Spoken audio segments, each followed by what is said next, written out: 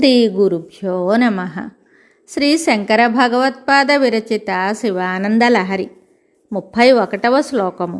ఇందులో పరమేశ్వరుని అందున్న లోకోత్తరమైన శక్తిని శంకర్లు తెలియజెప్పారు. ఈశ్వరుడు లోకాలకు చేసిన మహోపకారాన్ని గురించి ఈ శ్లోకంలో వివరించారు.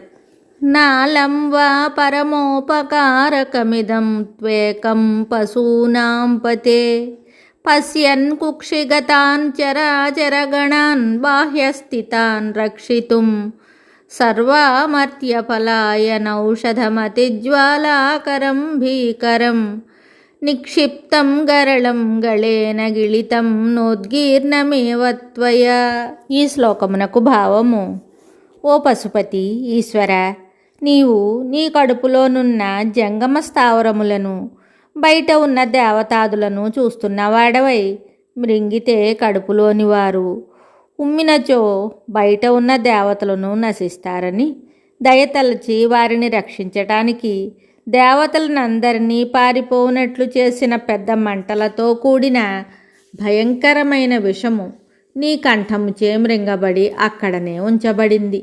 బయటకు ఉమ్మబడలేదు. కుక్షిగత లోకములకును బహిస్థిత దేవతాదులకును గొప్ప ఉపకారమైన ఈ కార్యము ఒక్కటే నీ దయను మహాదేవత్వమును చాటడానికి సరిపోతుంది. అమృతాన్ని పొందడానికి దేవతలు రాక్షసులు కలిసి క్షీరసముద్రాన్ని మధించారు. అప్పుడు ముందుగా ప్రళయాగ్ని వంటి కాలకూట విషం పుట్టింది. ఆ విషాన్ని చూసి భయంతో దేవదానవులు పరిగెత్తారు. వారు ఈశ్వరుని వద్దకు వెళ్ళి తమను రక్షించమని, విషాన్ని త్రాగమని కోరారు. దయామయుడైన పరమేశ్వరుడు ప్రాణికోటిని రక్షించడానికి కాలకూట విషాన్ని మింగి దాన్ని తన కంఠం వద్ద పెట్టుకున్నాడు. ఈశ్వరుని కడుపులో 14 లోకాలు ఉన్నాయి. విషం కడుపులోకి వెళితే ఆ 14 లోకాలలోని ప్రాణులకు ప్రమాదం. విషం పైన ఉంటే దేవాసురులకు భయం. అందుకనే శివుడు విషాన్ని కంఠాన నిలుపుకొని కాలగళుడు అయ్యాడు, నీలకంఠుడయ్యాడు. ఈ విషయం జగద్విదితం. శంకరులు ఈ విషయాన్ని గుర్తు చేసి శివుడు లోకానికి మహోపకారి అనడానికి ఇంతకంటే వేరే నిదర్శనం అక్కర్లేదని చెప్పారు. పోతన గారు ఈ సందర్భంలోనే ఈ పద్యాన్ని చెప్పారు.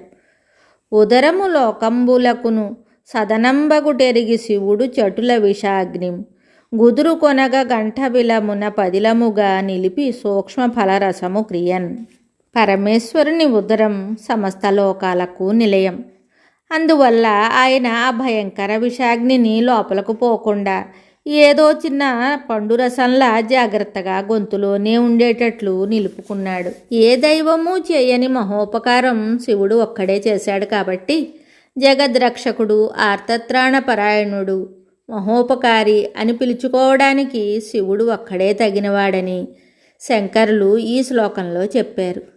ఈ ఒక్క మహోపకారం చాలు శివుడు దేవతాకోటిలో అగ్రగణ్యుడని చెప్పడానికి అని శంకరులు అన్నారు. శంకర, నీవు పశుపతివి అంటే పాలన ధర్మం చక్కగా నిర్వహించేవాడివని అర్థం.